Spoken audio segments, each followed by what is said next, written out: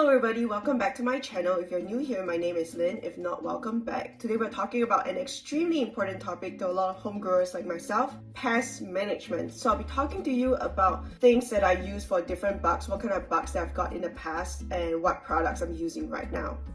First things first, we need to establish my context. I am a home grower. I do not own a plant business. I don't have 500 gazillion plants at home that I have to keep pest free. I am careful about my budget that I spend on my plants and on plant care, so I tend to go for things that work for me but are affordable for me. At the same time, because I'm a home grower and my plants are not for profit and I'm not selling plants for a living, I tend to not be that persistent about pest management. And I'll explain a little bit more about what I mean by that as we move on with this video. Next, this is a huge disclaimer. I am a home grower. I am not a professional plant salesperson. I don't own a plant business. If you need hard-hitting industry standard advice from someone who's like growing 500 gazillion plants, this video is not for you. This is for the basic ass home grower who needs something that works for some pests that sometimes occurs in their home. The second disclaimer I want to say is that I actually don't get that many pests. I get a pest issue maybe once every 3 to 6 months, and usually not a huge infestation of any kind. So to begin with, I don't deal with a lot of pests. That said, I feel like I need to knock on wood because every time you say stuff like that, there will be like some crazy instant infestation. And that scares me. So let's go. The first pest that I want to talk about that I experience, I wouldn't say super regularly, but in the beginning of my plant journey, are regular mealies. I'm going to insert a photo on the screen right now. So regular mealies look like white bugs that sit on the stem of your plant or on the juicy underside of a leaf. They are usually fuzzy and white and very, very distinct and easy to pick up on. So for regular mealies, I think that they're actually really easy to treat. In a small infestation, so meaning like you see a couple on your plant, just dip a cotton bud in alcohol, like the 70% alcohol that you can get from any pharmacy or any grocery store. Dip it in alcohol and tap it on the bug, and you're gonna see the bug like literally dissolve in front of your eyes. So for regular mealies, I highly recommend spot treatment with alcohol. If you have a severe infestation, like the whole plant is covered in mealies, in those situations, you need to ask yourself 2 questions. Question 1, how hard do I want to fight this fight? Question 2, how important is this plant to you? If the answer to question 1 is, I don't want to fight that hard, let this plant go. It's not worth it. If the answer to question 1 is, I do want to persist, I love this plant a lot, then ask yourself question 2. So if you love this plant and it's important to you and you want to fight this fight, then I guess you have to bring the whole plant, rinse down all of the soil from the plant so that you can get rid of any eggs that are in the soil, get rid of all of that medium, repot it into like a new medium, but before doing that, spray down the whole plant. So all of the mealies that are like on the leaves, on the stems, spray it down, hose it down, and then go in with like an alcohol dipped cotton bud and do more spot treatment anywhere you see it. And then I would also highly recommend sprinkling some systemic pesticide into your planter of the plant that's so important to you that you have to save, and go that route. However, a huge PSA for this product: if you have pets at home that chew on your plants, like birds, cats, dogs who like to eat your medium and stuff like that, be very careful with systemic pesticides. They are not for ingestion. So for me, both of my corgis are not huge plant eaters. They don't really chomp on my leaves. They don't really go after the soil in my planters. And I don't own any cats, even though I really want cats. But I actually don't own any cats. So I don't have any animal inside the house that will actually chomp on those leaves. So if you do, this might not work for you. Anyway, back to the severe infestation protocol. Change out the medium, wash it off, spot treat with alcohol, sprinkle some systemic pesticide into the plant, and then observe it for the next week. Every single week, you're gonna want to continue to spot treat if any new mealies show up. And then if 2 to 3 months pass by and you haven't seen any mealies, you are probably going to be okay. Probably. But if you keep seeing mealies, even after all of this intense treatment, personally, I would take a cutting and throw that whole plant away. But you do you. Because I have gone down that road before and I can tell you it's not worth it. But also regular mealies are not that hard. Now we're going to move on to the next kind of mealie, my least favorite kind of mealie, the one that makes me want to run for the hills, the root mealie. Root mealies are the bane of my existence. I really hate root mealies. They are extremely difficult to get rid of. And once you've experienced a root mealie, you're going to think regular mealies are a joke. Because they are. Root mealies are the worst. They are the devil incarnate. Horrible. Oh, let's talk about root mealies. So, a long time ago, I found one plant with root mealies. That was a new plant that I got from a seller. It was like about 2 months in, I think, and I saw root mealies in the planter. I have never experienced root mealies in my life. I'm gonna insert a photo here. Never experienced a root mealie in my life. So I'm like, what are those white dots in the soil? Are they perlite? Let it go on. And then at some point, I'm like, perlite doesn't look like that. Root mealies. So I tried all of the things I read on the internet. I washed off as much medium as I could from the roots because this plant was in a soil-based medium, and at that point in time I haven't quite gone into semi-hydro yet because there was so much information. It was very overwhelming, so semi-hydro genuinely scared me. But at that time this plant was in a soil-based medium, so I followed all the instructions online. I washed off the medium, I rinsed down the whole plant, I dipped the roots in a 49 degrees Celsius hot water bath. Yes, I did that. Repotted it in new medium and then observed and repeated the treatment every 3 weeks. So for a happy 3 months, I saw no root mealies and I went, I did good. Root mealies are not that tough. So I ignored the plant, it continued living in my home just fine.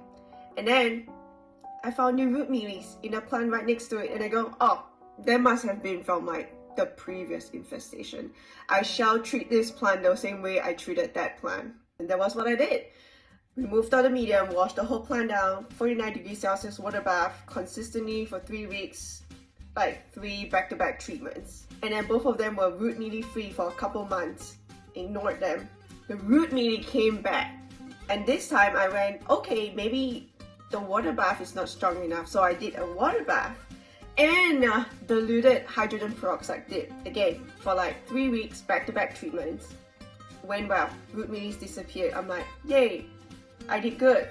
Nope, and then it spread to yet another plant on that same shelf. So this time, I'm like, we are like 6 months after the original root mealie problem. I'm like, oh my god. But I persisted because I'm like, I love these Hoyas. They are like giant mama plants. I'm never gonna chop them down. So I continued. And then I tried systemic pesticides on these root mealie mamas. So the hot water bath wasn't really working, hydrogen peroxide dip wasn't really working. So I restarted the whole thing in the new medium again, and I went, okay, let me try systemic pesticides, it should work. I did that. Root mealies were not around for like, I want to say 4 months, but they came back, they still came back. So even with systemic pesticides, the root mealies came back. And at that point, I'm like, okay, no, because by then I had 5 different plants now that had past root mealie problems. And I understand that in the wider scheme of things, that's just like not even 5% of my plants. But it really bothered me that they were so easy, they were so infectious. Even with all of this crazy stuff that I was throwing at it, the root mealies would not go away. So now I have a new philosophy when it comes to root mealies. If I see even one root mealie in a soil-based medium, I will chop that plant to the base, and I will throw the whole thing out, and I will restart the whole plant. I am not a plant business owner. I don't need my plants to look amazing and keep churning out growth because I'm selling things to make a living. I am a home-based collector. This is a hobby. I can't wait for this plant to regrow itself. It will be much preferred than having to deal with 10, 20, 30 plants with root mealies. That is what I will say to you right now. I see one root mealie in the soil, goes the plant. I'll restart it right from scratch. It feels very intense and a complete overreaction, but let me tell you, it is worth it. Especially if you have a big enough collection that you don't want to keep dealing with root mealies, because they are very, very infectious and very difficult to get rid of in the long term. They keep coming back. Their life cycles are so long. Another thing I'll say, I have tried semi-hydro with leca, with pond, with tiny clay balls, and I've grown things in a soil medium. I've grown things in pure moss in chunky perlite. Here is what I've observed. Like personal anecdote, observational data from one grower. The root mealies seem to like leca the least. And when I say leca, there's a special side note to this. Chunky leca. For some reason, maybe because the space between the leca balls are too large, root mealies don't seem to enjoy building their nests within those large spaces. But smaller spaces like Lechuza pond, where the pond pieces are a lot smaller and the space between the rocks are a lot smaller to allow for better diffusion of water from the reservoir upwards. In those mediums, root mealies thrive. They love pond. I have found root mealies nests in my pond substrates before. Does that mean you should stop growing things in pond? No. It just means when you have things in pond, you better keep an eye out for root mealies. And again, it doesn't mean I've never found root mealies in a leca pot before. I have. But they are usually very easy to spot because leca is brown and root mealies are bright white. Very easy to spot, very easy to catch, and they don't seem to enjoy infecting leca pots. Again, touch wood. However, my course of actions are going to be a lot more different when I find root mealies in an inorganic medium. So inorganic medium are things that you usually do semi-hydro with, like pond, leca, bonsai rocks basically in organic medium. In inorganic medium, if I find 1 or 2 root mealies, I will just take the whole thing out, shake it out, get rid of all of the infected medium, which is a lot easier than trying to take soil off of like roots without causing severe damage. It's very easy, you just shake it, most of the medium is just gonna fall off of those roots, and then you rinse everything down, disinfect the whole pot, like soap, water, heat, everything, and then repot it back in, and I will then sprinkle a little bit of systemic pesticide into the pot, and usually the root mealies don't come back. However, if you have a severe infestation of root mealies in a semi-hydro setup, I would not bother with what I just said. I would just go, bye-bye. We're gonna restart. And after you cut all of those plants, after you cut off those cuttings from the infected mother plant, I will also highly recommend spraying down the whole cutting with 70% alcohol. That's what I do for most of my Hoyas, and they do not burn. But when you do this process of spraying down those cuttings, make sure that they're not gonna get like direct light for the next 8 to 10 hours.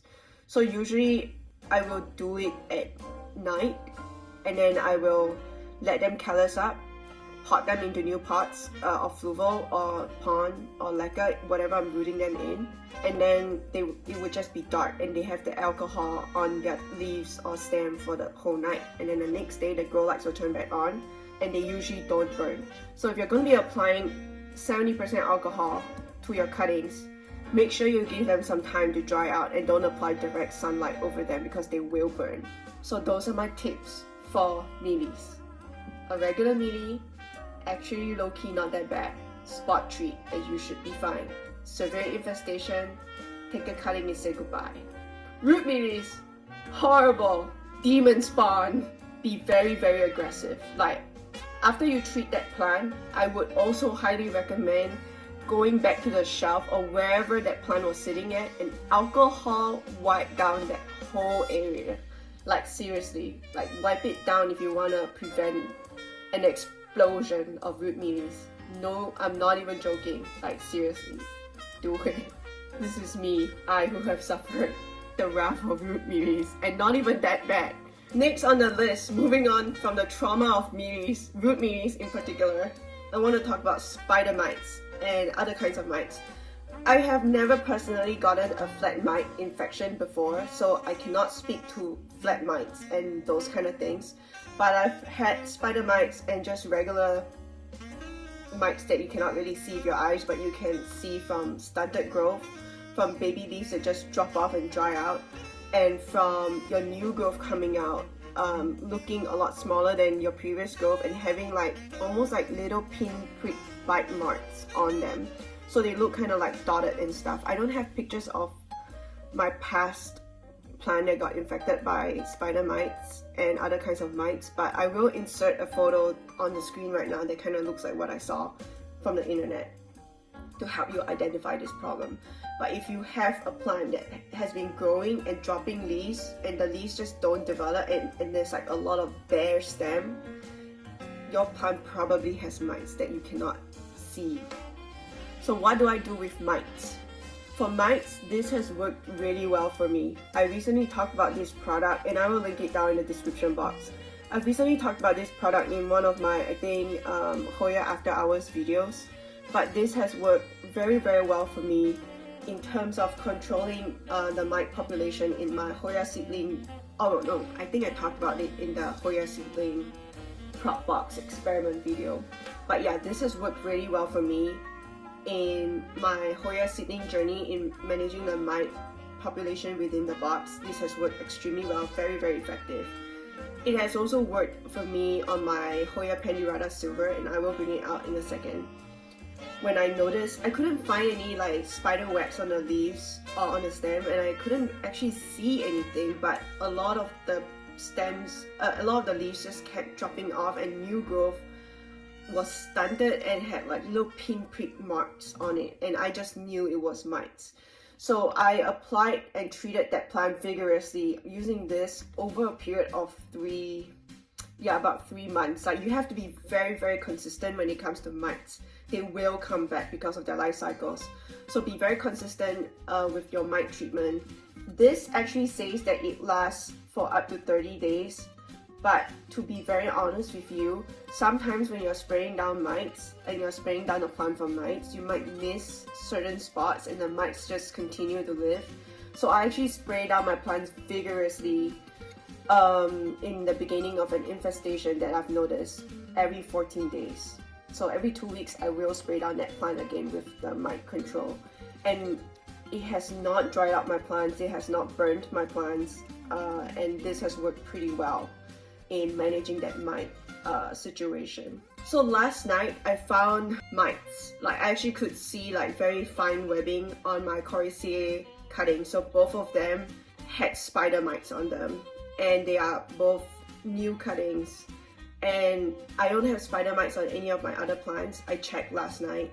They might have come from the cellar, or Coryciae silvers are just very attractive to spider mites. I don't know, because I actually have a pretty bad history with Coryciae silvers. Most of my Coryciae silvers have died. This is like my last, I guess the last attempt that I'm giving myself to attempt to grow out this plant. But honestly, I'm so tempted to throw both of them away just because I don't like it enough to want to deal with mites, especially if they're very prone to mites. So we'll see. But I treated both of them with the mite pest control last night, and I will be continuing to treat them and monitor them over the next couple weeks to make sure that they are definitely mite free. So again, I haven't had any experience dealing with flat mites, but I've heard that flat mites are extremely difficult to manage, probably at the level of root mealies. So if you have had flat mites and you're looking for advice with flat mites, I'm so sorry, I cannot help you in that way. And I don't know if this mite spray works with flat mites. I can only attest that it does work with regular mites. Okay, so if you find spider mites or signs of mites on your plants, what do? Number one, wash it down. Like, wipe down every single leaf with water or with like a insecticidal soap for plants. And then I would personally spray it down with a mite control spray. This is what I use. It's not expensive at all. I think it's $10 for the whole bottle. And it has been very effective and has worked for me. And you can buy it on Amazon. Okay, so I don't want to really take the plant down just because it's a lot of work. It's really high up and I need to stand on a stool just to get this footage. But yeah, that's the Pennyrider Silver that had a lot of mite damage. So as you can see, it looks very stunted right now. But I regularly trimmed it down, and now it's regrowing a bunch of new leaves. There are no more mite issues, and it's just doing very, very well. These over here, this Coriaceae Silver, this Wonderfil, and this Coriaceae Silver, not as well. If you have a severe mite infestation, which again I have never experienced, I will also personally probably throw the plant away. Just because there's like, unless it's an extremely expensive plant, there's just no reason to risk the chance of the mites jumping onto other plants. I think sometimes you have to ask yourself like, A, how expensive was this plant, and B, how much do I like this plant? Because it can be not expensive at all, but you love it so much and you have like a personal attachment to that plant, then it makes sense to like do everything you can to isolate, treat, everything. But like if A, you don't like that plant that much, and B, it's not that expensive, and I'm just gonna say toss it. It's just so much easier than trying to struggle your way through fixing the problem, especially if it's not even for a plant that you like. At least that's my philosophy, because pests are just like really hard to manage, especially if you have a big collection. Moving on to the next pest that I've had to deal with, aphids. So I found aphids on my Hoya finlaysonii round leaf. Yeah, Hoya finlaysonii round leaf last summer when I brought it from my balcony outside to an indoor condition, and immediately found aphids on it.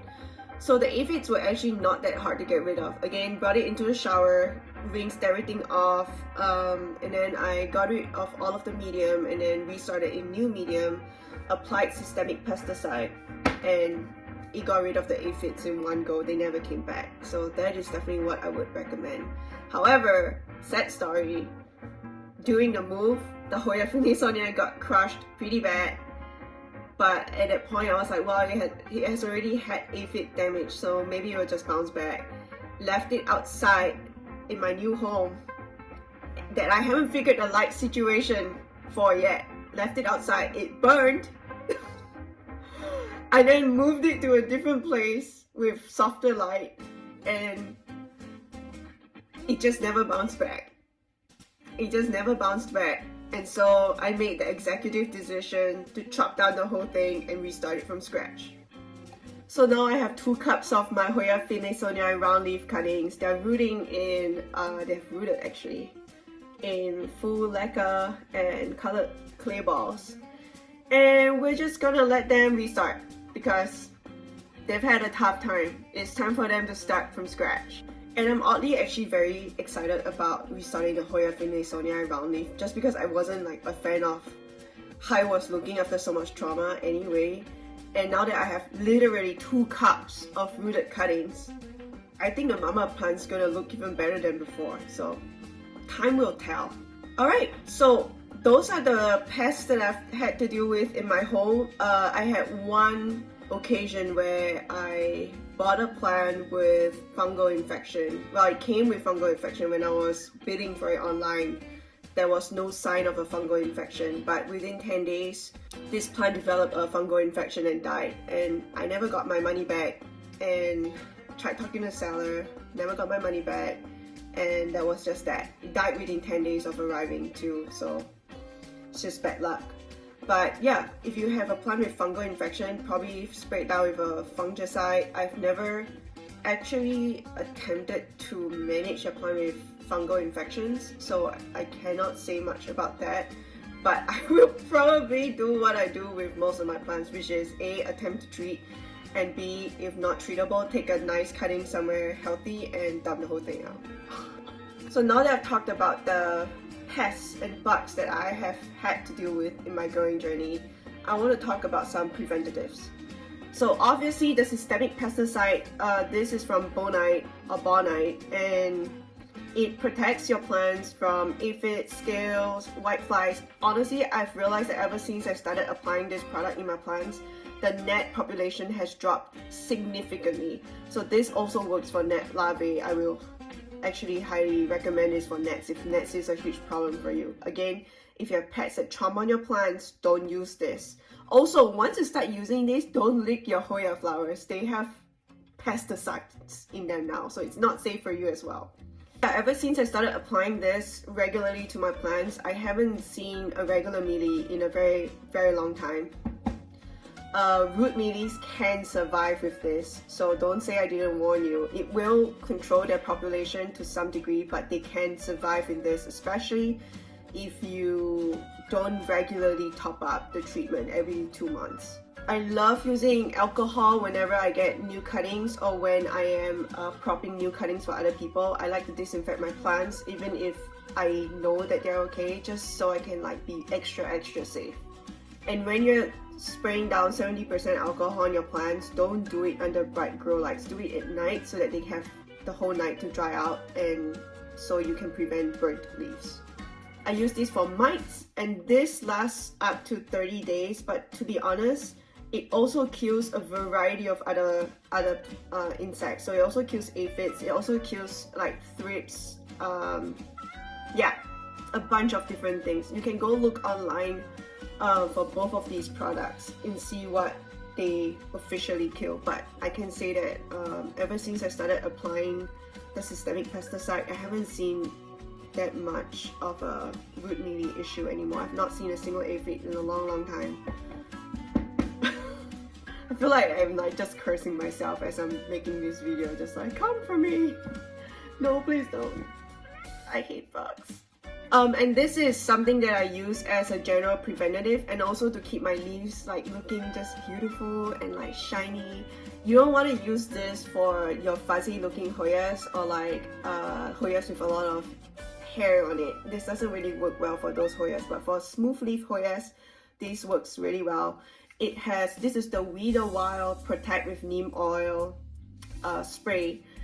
I'm not quite sure how much of the neem oil works in this context, but again, I don't get a lot of pests, so I cannot tell you if this actually works well in terms of the neem oil concentration, because I usually use harder hitting stuff to get rid of my pests when I do actually have a pest problem. I don't rely on this as a pest control. This is more for maintenance. It also works as an extremely nice leaf shine product. So a lot of my leaves I spray with the Protect with Neem Oil, and it just makes the leaves look so glossy. I don't hate the smell too because it has essential oils in it. And yeah, they also put like liquid vermicast in this, so maybe it's good for the plants through foliar absorption? I don't know. Not scientifically proven in any way, I don't think so. But I enjoy this plant because I enjoy this spray because it doesn't smell bad and it makes my leaves look good. And I usually spray everything down with this leaf spray whenever I get a new plant. And so far it's been, in general, pretty good at reducing the pests in my home, I think.